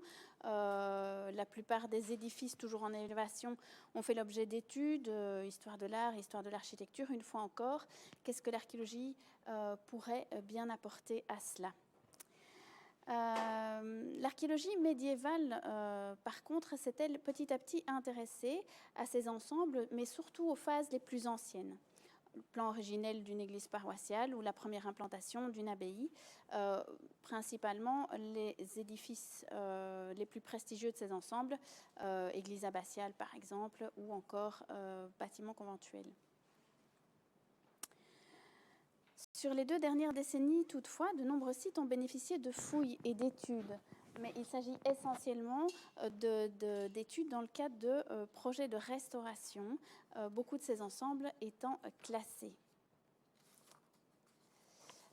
Il faut aussi avouer qu'il y a pas mal de partis pris touristiques dans la mise en valeur de sites qui vont influer directement sur les projets d'aménagement et sur les fouilles archéologiques, inévitablement. Un simple exemple, lorsque l'on parle de l'abbaye de Villers-la-Ville, par exemple, la première évocation est très certainement les monumentales constructions médiévales, qu'elles soient homogènes ou non, mais de manière générale, c'est bien ces images-là qui vont être utilisées pour la promotion du site, par exemple. Par contre, on oublie bien souvent qu'un vaste palais abbatial a été reconstruit au milieu du XVIIIe siècle par l'abbé Jacques H, avec cour d'honneur, jardin, fontaine, ensemble qui pourtant sont tout autant en ruine que les édifices précédemment cités. Aménagements qui sont de plus associés à toute une série de projets, de porteries, notamment ici c'est le cas d'une des portes monumentales qui fait partie du projet complet de l'abbé H. Ces dernières années, c'est vrai que sur le site de Villers-la-Ville, toute une série d'éléments d'investigation ont tenté de remettre en valeur néanmoins ces parties moins connues de l'abbaye. la reconstruction d'ensembles abbatiaux, de palais abbatiaux qui sont de véritables demeures de plaisance est fréquente pour les ensembles, les complexes abbatiaux dans le courant des XVIIe et XVIIIe siècles. Villers-la-Ville ne fait pas exception. Néanmoins, c'est intéressant de s'interroger sur justement ce qui est mis en valeur dans ce cadre-ci et sur le fait que ces aménagements passent plus souvent au second plan. Une abbaye a bénéficié sur le territoire wallon d'une étude assez large et de campagne de fouilles menée par des équipes pluridisciplinaires et surtout interuniversitaires qui associent des universités belges et étrangères en collaboration aussi avec le SPW, enfin à l'époque le SPW, maintenant la WAP, c'est l'abbaye de Clairefontaine. Cette abbaye est une abbaye fondée par les comtes de Luxembourg en vue d'y installer leur nécropole. C'est une abbaye de Monial qui va rejoindre l'ordre de Cîteaux. La fondation date un peu avant le milieu du XIIIe siècle.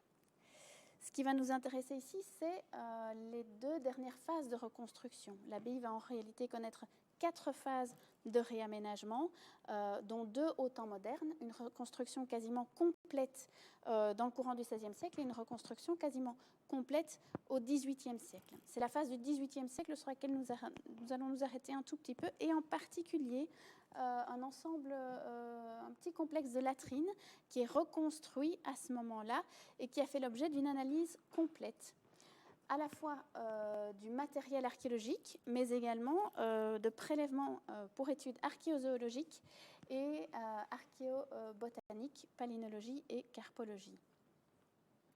Les résultats ont été assez intéressants pour cette période pourtant tardive, mais elle a permis de véritablement illustrer par le biais de l'alimentation, finalement, en grande partie, la vie de cette dernière génération de moniales à l'abbaye. Si on constate la présence de pas mal de poissons, notamment pêchés tout simplement, probablement dans les viviers, la consommation de poissons marins est-elle beaucoup plus limitée et vraisemblablement limitée aussi à des préparations. Par contre, on a constaté la présence, alors c'est vrai que dans les tableaux c'est un petit peu surreprésenté, la grande présence de crustacés, en particulier les écrevisses. Il faut tempérer un petit peu la proportion du fait que les carapaces d'écrevisses étant très fragmentées, on pourrait donner l'impression dans les études archéologiques qu'elles sont très présentes, mais néanmoins c'est une proportion significative. Également d'amphibiens, c'est-à-dire essentiellement des cuisses de grenouilles. En ce qui concerne la volaille, on constate une grande présence de la poule, mais également l'oie, le canard et également le cygne ont été répertoriés. Quelques espèces sauvages aussi.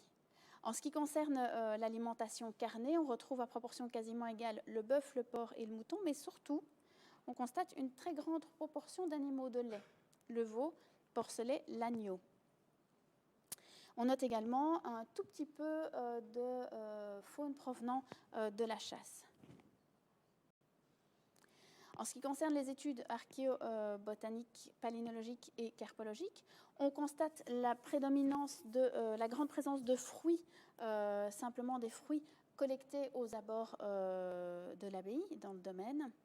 La présence de céréales, mais uniquement sous forme de préparation, ce qui laisse sous-entendre qu'en réalité, il s'agit bien là des mets qui étaient servis à table et la préparation était effectuée ailleurs.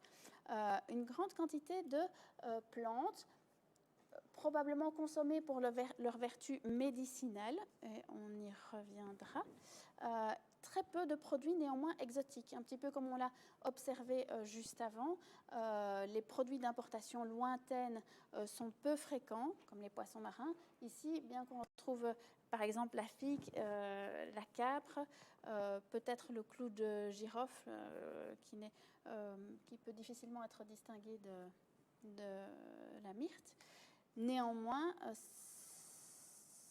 l'étude approfondie à la fois des archives, mais également de la vaisselle de table qu'on a pu extraire de ces latrines, met en évidence la grande consommation de thé et de chocolat.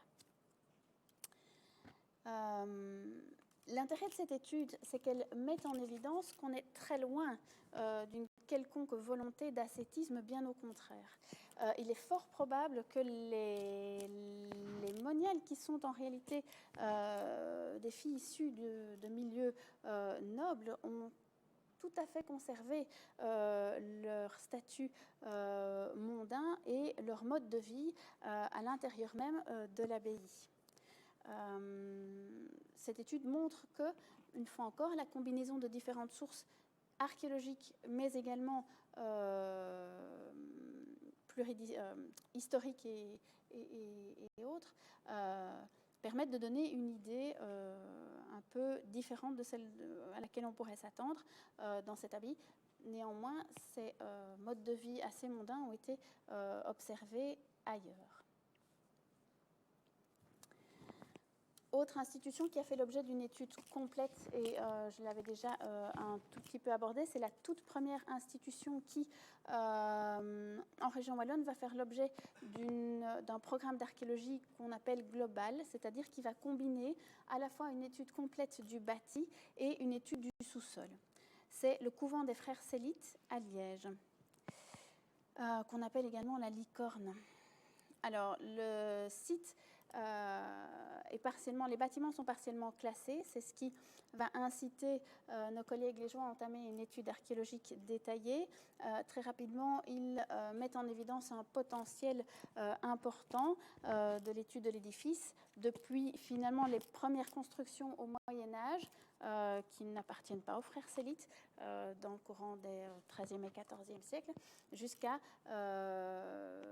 la prise de possession et la manière dont les Célites vont faire évoluer cet édifice. On va s'attacher, nous, de notre côté, surtout à la phase du XVIIIe siècle. En réalité, les frères Célites sont généralement appelés dans les villes dans le cas des grandes épidémies. Ils ont pour vocation de prendre en charge la visite des malades, mais également les inhumations. Néanmoins, avec la raréfaction des épidémies, ou en tout cas le fait qu'elles se fassent de moins en moins présentes dans le courant des temps modernes et jusqu'à l'époque contemporaine, incite les Célites à se reconvertir vers l'accueil d'un autre public, qui est celui des malades mentaux. Ce qui est intéressant dans ce cas-ci, c'est que l'étude détaillée du bâtiment a permis de mettre en évidence des modes de construction et d'aménagement interne qui sont spécifiques à l'accueil de ce type de public, de ces pensionnaires. L'étage de l'une des 3 ailes de la Licorne a montré, l'étude a montré l'organisation en petites cellules qui jouissent en plus d'un dispositif particulier, sorte de capitonnage des parois.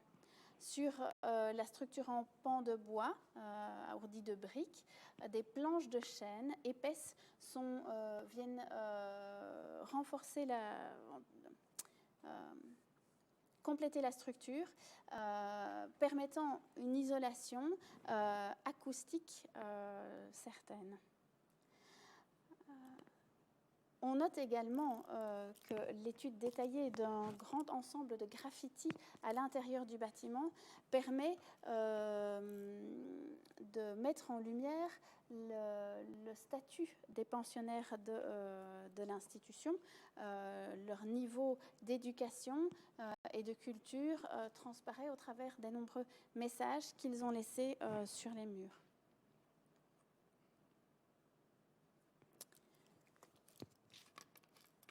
Dernier volet.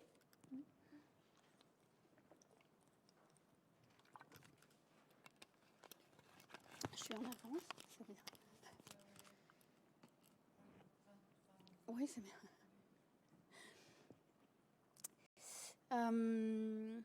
C'est l'archéologie des conflits.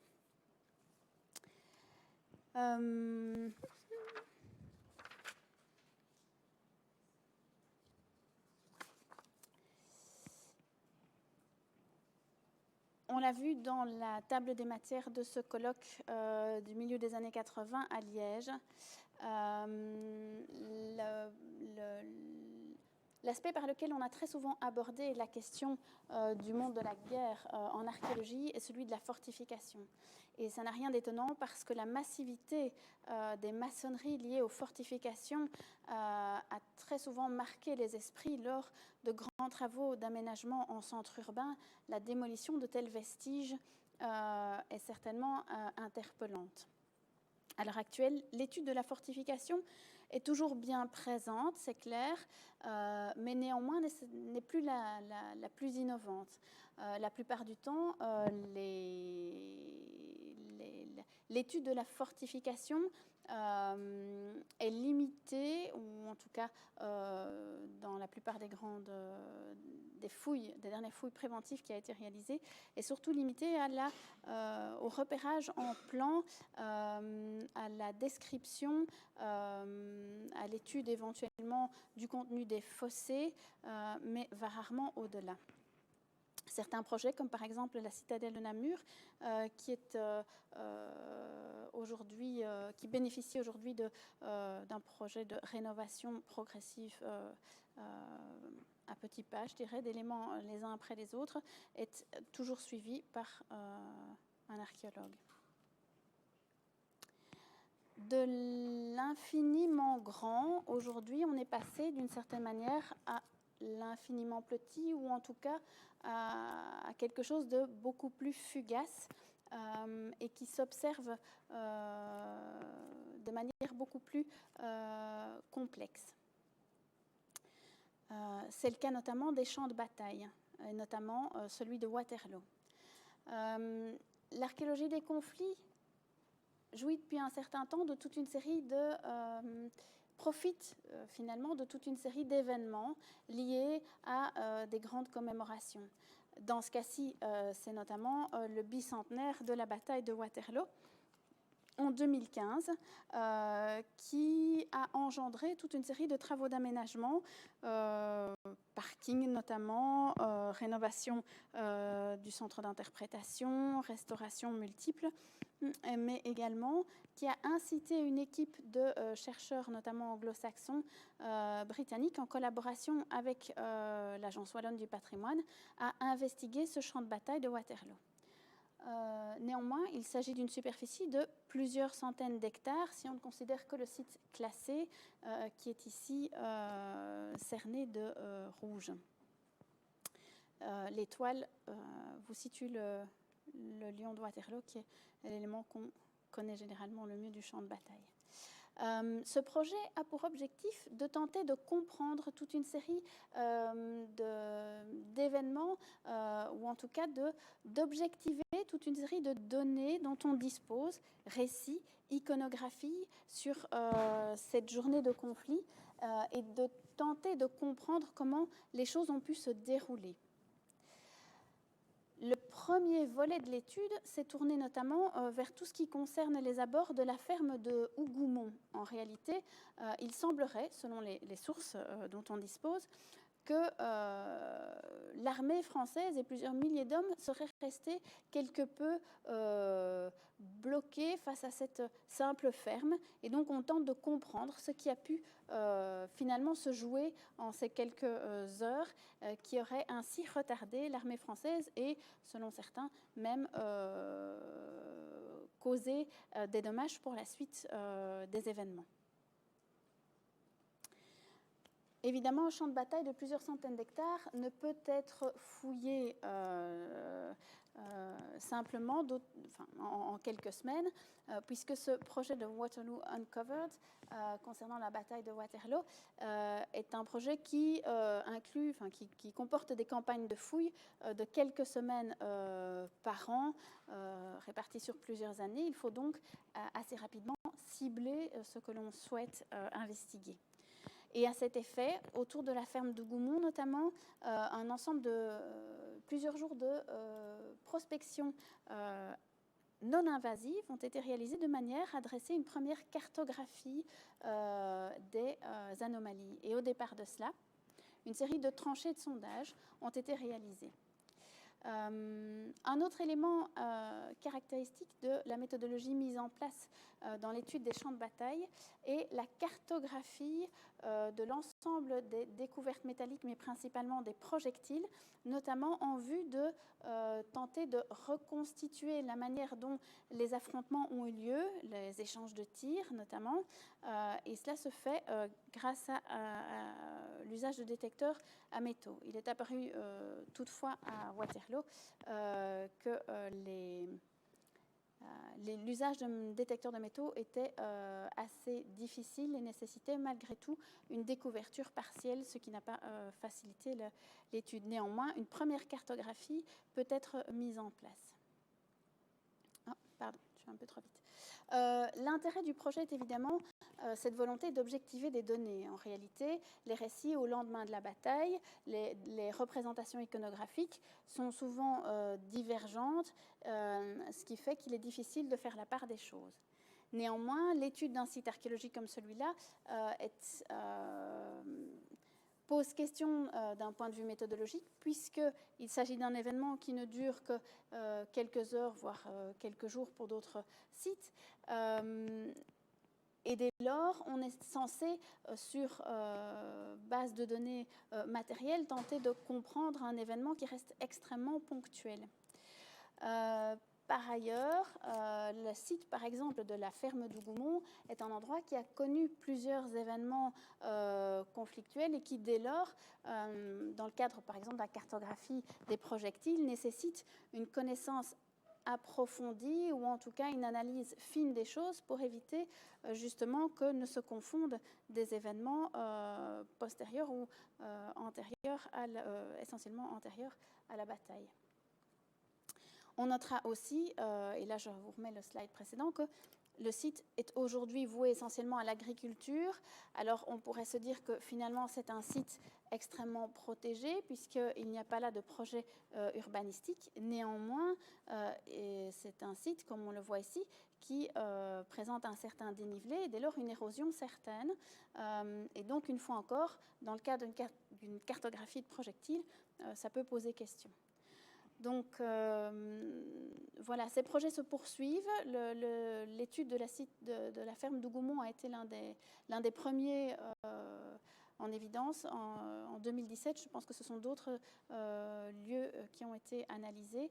L'ensemble de la documentation à ce sujet est disponible sur Internet, Waterloo Uncovered, jusqu'à la photographie de chaque projectile quasiment. Pour bien saisir l'évolution et l'état d'esprit un petit peu différent d'une période à une autre, entre 2002 et 2006, sur le site d'extension de carrière à Antoing, de vastes campagnes d'évaluation ont été menées. Et il se fait que ce site est en réalité l'emplacement d'une autre bataille importante en région wallonne, en tout cas sur le territoire de la Belgique, c'est celui de la bataille de Fontenoy. Mais en réalité, lorsque les évaluations ont été réalisées à Fontenoy, la question du champ de bataille ne s'est absolument pas invitée dans les discussions. Ce qui était essentiel à ce moment-là, en tout cas primordial, c'était l'étude notamment de vestiges romains, puisque la superficie concernée se situait directement à côté du tumulus d'Antoing, une tombe monumentale d'époque romaine connue depuis plusieurs siècles. Et en effet, les vestiges de la nécropole associée ont été mis en évidence. Pourtant, de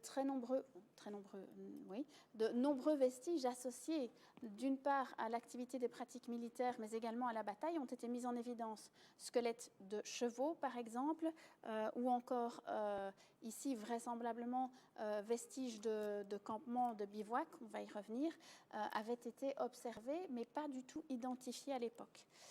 Et donc ce site de la bataille de Fontenoy aujourd'hui reste n'est toujours pas étudié. Dans le cadre d'interventions postérieures à proximité, plusieurs tombes ensemble d'inhumations ont été mises en évidence. De 3 à 9 dépouilles s'y trouvaient et ont été l'objet d'études anthropologiques détaillées, cette fois en tout cas pour une partie d'entre elles.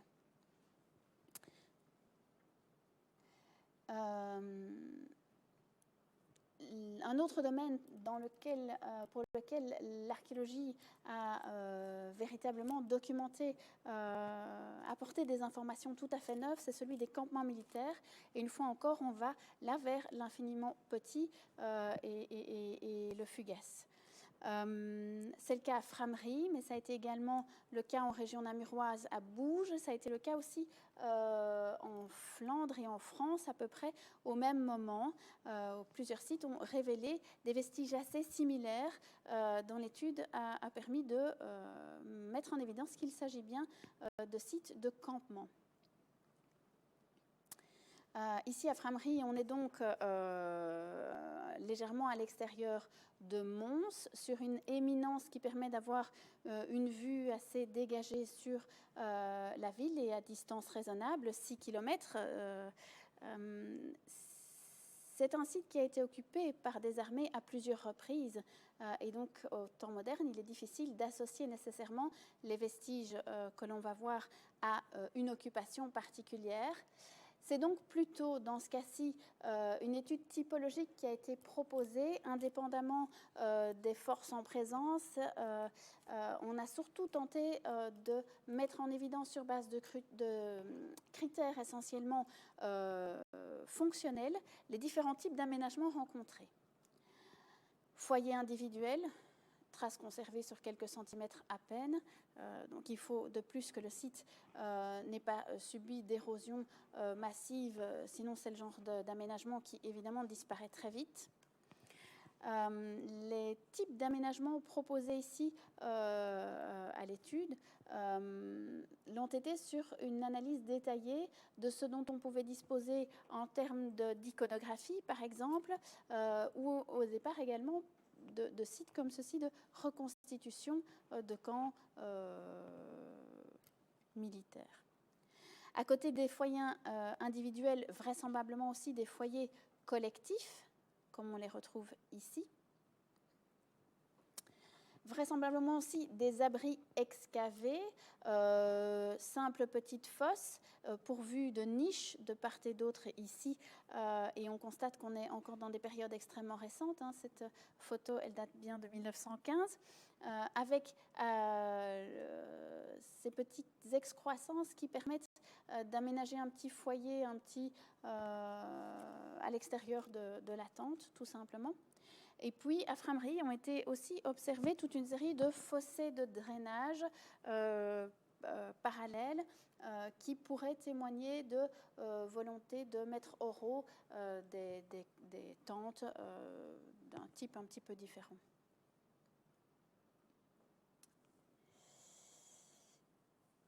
Voilà pour les principaux acquis des temps modernes. L'archéologie des conflits, c'est aussi l'archéologie des deux conflits mondiaux. C'est vrai que, alors qu'on sort du centenaire, en région wallonne, l'archéologie de la Première Guerre mondiale n'intéresse encore que très peu de monde. Et c'est vrai qu'on peut se dire, d'un certain point de vue, que finalement, les vestiges sont relativement peu nombreux et dès lors ne méritent peut-être pas qu'on s'y attarde. Néanmoins, il faut rappeler que commune Warneton, notamment, est une commune qui fait partie du territoire de la région wallonne et qui se situe sur la ligne de front, qui a fait l'objet de fouilles, notamment liées à la Première Guerre mondiale, déjà depuis un certain temps, mais au départ, pas par les agents des services patrimoniaux wallons, mais bien par des équipes provenant de l'étranger qui montaient des projets avec demande d'autorisation de fouilles pour ces éléments spécifiques. Ce sont les premières réelles fouilles consacrées uniquement à la Grande Guerre qui ont été réalisées en territoire wallon. Néanmoins, d'autres sites, notamment à Suerlé et à Grasse-Ologne, autour de forts, des positions fortifiées de Namur et de Liège, ont livré des vestiges liés au conflit, la présence d'aménagements, la présence de tranchées, de boyaux, vraisemblablement allemands, ont été repérés dans les 2 cas, et un matériel associé a été également récolté. La Première Guerre mondiale s'invite parfois aussi de manière quelque peu inattendue, puisque sur ce site d'évaluation situé à Guilanguien, qui a livré des tombes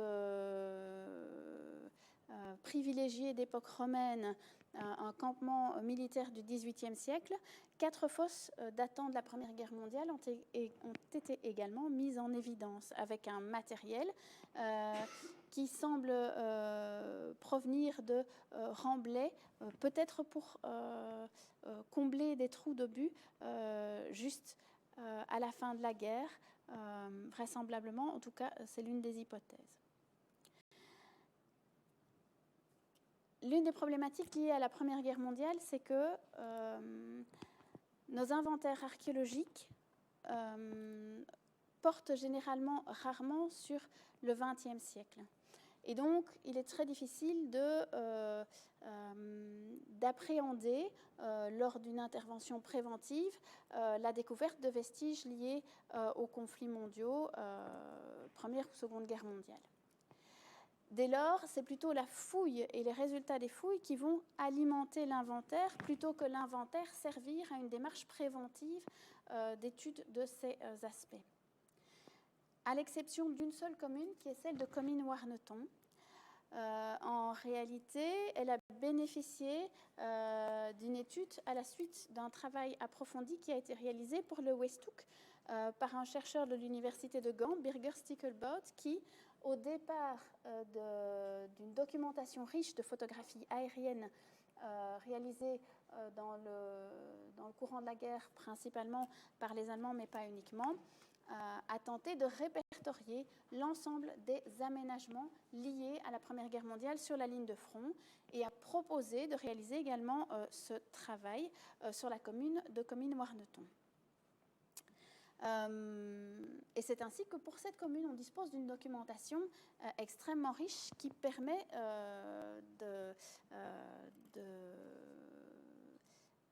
de prévoir l'éventuelle nécessité de fouilles, même si il faut bien avouer que malheureusement les forces vives étant ce qu'elles sont, et Comines-Warneton étant quand même très très loin de nos bases,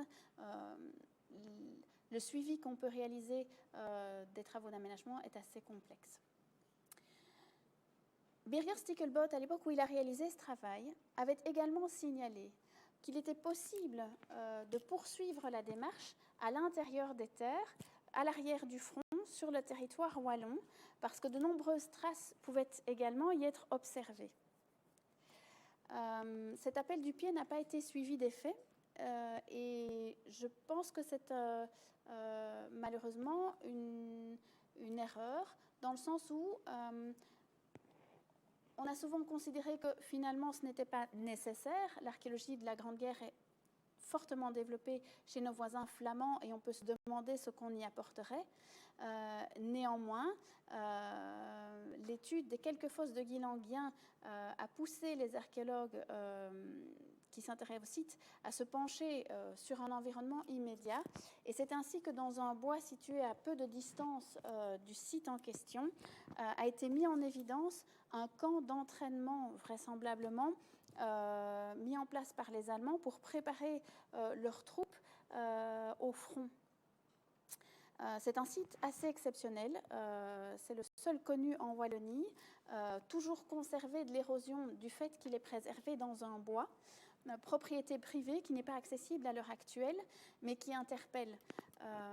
Non, l'archéologie de la Grande Guerre ne concerne pas uniquement le front, et je pense que l'outil que Birger Stickelbout aurait pu nous proposer à l'époque aurait sans doute été la meilleure manière, non pas de vouloir intervenir sur le moindre bout de tranchée approché par une pelle mécanique en région wallonne, mais sans doute de sélectionner les sites qui, justement, auraient pu être étudiés de manière complémentaire à ce qui se faisait en Flandre. Voilà. Un site de camp d'entraînement de ce type est classé en Flandre, en Limbourg. La Seconde Guerre mondiale s'invite également régulièrement dans les fouilles, quoi qu'on en pense, au travers de la découverte fortuite parfois simplement de matériel archéologique, au travers par exemple, sur la dia ici en haut à gauche, de cette barrière anti-char, dont une partie est encore conservée hors sol à Gouviers en Luxembourg. Mais il faut noter que la plupart du temps, les vestiges de la Seconde Guerre mondiale intéressent surtout des amateurs à l'extérieur des structures patrimoniales en région wallonne. C'est l'introduction de demandes de fouilles, notamment pour exhumer des carcasses d'avions qui ont livré le plus de vestiges de matériel de la Seconde Guerre mondiale. Généralement, ces travaux sont réalisés en collaboration avec nos services. Il faut noter toutefois un patrimoine qui s'est également invité régulièrement ces dernières années dans notre travail, c'est celui des abris antiaériens. C'est sur moins de 10 ans, près de 6 abris antiaériens qui ont été mis en évidence, soit dans le cadre de découvertes fortuites, et là je pense que le centenaire de la Grande Guerre a eu un impact sur l'idée que l'on peut se faire de ce patrimoine de guerre et qui a sans doute fréquemment incité les aménageurs à contacter nos services, soit dans le cadre de fouilles préventives qui ne concernaient pas nécessairement des vestiges de guerre, mais c'est essentiellement le cadre d'aménagement de places, notamment à Nivelles par exemple. En 2016, voilà une petite idée de l'état de conservation variable, mais néanmoins généralement étonnamment bon de ces abris. En 2016, j'ai introduit, je pense que c'est la première fois en région wallonne que l'on introduisait une clause dans un permis pour les périodes aussi récentes, une clause archéologique pour l'étude d'un abri antiaérien avant démolition à l'arrière de la gare de Braine-le-Comte. A posteriori, la démarche en soi n'était sans doute pas idéale, dans le sens où, dans un premier temps, je me suis dit qu'il était certainement plus rapide pour moi de procéder à un relevé en une journée que de tenter de rechercher les informations en archives que j'aurais pu trouver sur cet abri. Et si l'on suit cette démarche, on risque d'être vite débordé parce qu'on ne peut pas se permettre de relever tous les abris antiaériens de Wallonie. Mais cette démarche, c'était la première fois qu'on pouvait la réaliser et elle a permis de relever en réalité un très grand abri antiaérien qui a été érigé par la SNCB en vue de protéger vraisemblablement les ouvriers attachés à des ateliers de maintenance de matériel roulant à l'arrière de la gare de Braine-le-Comte, ateliers qui étaient directement visés évidemment en cas de conflit. Et effectivement, la gare de Braine-le-Comte a été bombardée à 2 reprises peu avant la fin du conflit. Néanmoins, après avoir tenté de me renseigner sur ces abris antiaériens, j'ai constaté d'une part qu'auprès de mes collègues du patrimoine, personne ne travaille sur la question. On ne dispose pas d'inventaire du patrimoine de guerre pour nos régions. Il y a bien des agents qui sont affectés à l'étude, par exemple, de sites à classer, comme c'est le cas des cimetières militaires. Mais quand j'ai tenté de savoir qui pourrait me renseigner sur le patrimoine de la Seconde Guerre mondiale au sein même de l'administration, il n'y a personne. Personne ne travaille sur la question. Par ailleurs, en étudiant un petit peu la question de la protection passive, j'ai constaté que la protection passive, c'est-à-dire la construction des abris, a été proposée peu avant le début du conflit. On a incité les communes à tenter d'ériger des abris antiaériens pour la population. Ça a été très peu suivi d'effet. Ce qui veut dire que la plupart des abris antiaériens ont été construits non pas sur base d'un projet bien coordonné, mais laissant toute latitude aux communes, ce qui laisse, comme on peut le constater ici, une grande variété, notamment au niveau des choix techniques, au niveau des plans, au niveau des modes de construction. On dispose aujourd'hui en Wallonie déjà, avec ces 6 abris, de pas mal d'informations sur la manière dont on met en place les mesures de protection qui sont proposées, la construction en chicane, la présence de sorties de secours, la manière dont on va gérer les eaux. Par exemple, à Braine-le-Comte, on est en zone inondable, donc il y a tout un système de gestion des eaux qui est mis en place. Tous ces aspects-là pourraient déjà faire l'objet aujourd'hui d'une première synthèse qui permettrait à l'avenir de savoir ce que l'on doit ou l'on ne doit pas finalement, en tant qu'archéologue, relever, étudier. En réalité, on n'a tout simplement pas encore fait le point sur la question.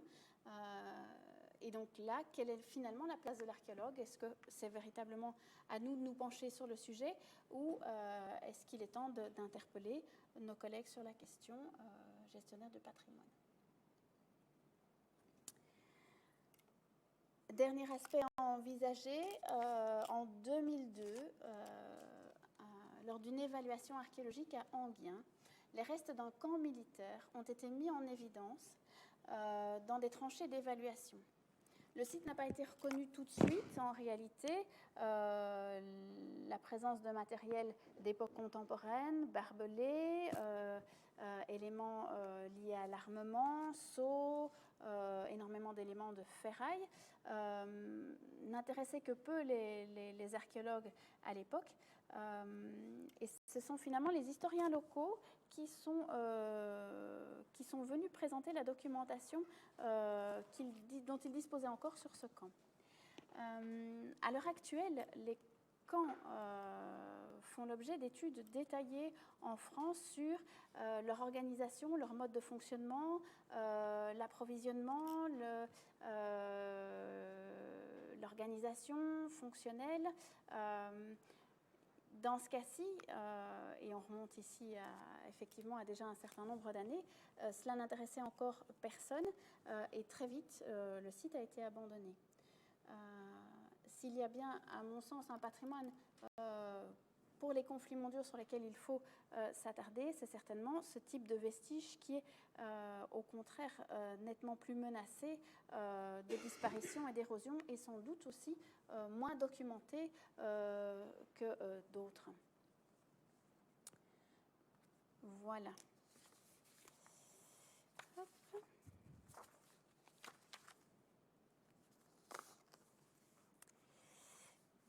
Pour conclure, en quelques lignes, je dirais que cette contribution qui reste vraiment très partielle et encore très superficielle souhaitait démontrer l'intérêt de la prise en compte de ces périodes récentes par l'archéologie et progressivement aussi le changement de regard qui s'opère au sein même de la profession en Wallonie. À travers ces multiples exemples, il apparaît que les données collectées par l'archéologie sont très loin de n'être qu'une illustration de l'histoire, redondante, par là même un gaspillage de temps, d'argent ou d'énergie. De par les méthodes qui lui sont propres, l'archéologue va apporter des informations qui ne sont pas seulement complémentaires, mais qui sont insoupçonnées, uniques sur l'homme, son cadre de vie, son mode de vie, même pour les périodes les plus récentes. Amputer les sites archéologiques d'une partie de leur histoire matérielle, sous prétexte qu'elle est documentée par ailleurs, s'avère fallacieux. Sources d'archives et sources archéologiques ne fournissent pas les mêmes informations. Profitons dès lors d'un dialogue constructif pour offrir, pour ces périodes, un discours qui est toujours plus précis et consolidé. En Wallonie, toutefois, la question de la pertinence de l'archéologie des périodes récentes n'est pas encore considérée comme réglée, contrairement à ce qu'on peut lire très fréquemment dans des publications récentes chez nos voisins français, par exemple, notamment dans l'introduction du catalogue à l'archéologie de la Grande Guerre à l'est du Nouveau, encore récemment. L'archéologie moderne semble acquise, en tout cas pour tout ce qui concerne la continuité avec le Moyen-Âge, pour les XVIe, XVIIe siècles, il n'en reste pas moins que les vestiges postérieurs sont encore souvent abordés par hasard et dans le cadre de procédures administratives, notamment les certificats de patrimoine pour les bâtiments bâtis, pour les bâtiments en élévation, pardon, les études de bâti. L'archéologie des conflits mondiaux a certainement une place moins significative en région wallonne que dans d'autres régions. C'est tout à fait légitime. On l'a vu, la densité de vestiges n'est pas comparable. Toutefois, il ne faudrait pas que ce soit une excuse pour justifier une forme de négligence. Si beaucoup de choses sont documentées, tout ne l'est pas. Néanmoins, face à l'élargissement du champ d'application de l'archéologie, on a vu que l'archéologie du bâtiment a déjà considérablement élargi ce champ d'études en ouvrant vestiges hors sol, mais également par exemple les conflits mondiaux qui nous amènent maintenant jusque dans le courant du XXe siècle. Il nous appartient de poser les bons choix. Néanmoins, le manque de recul, l'absence d'état de la question nous laisse encore souvent démunis. À quand, dès lors, des études consacrées exclusivement à la matière, journées de colloques à l'image de celle qui avait été proposée à Liège au milieu des années 80. Voilà.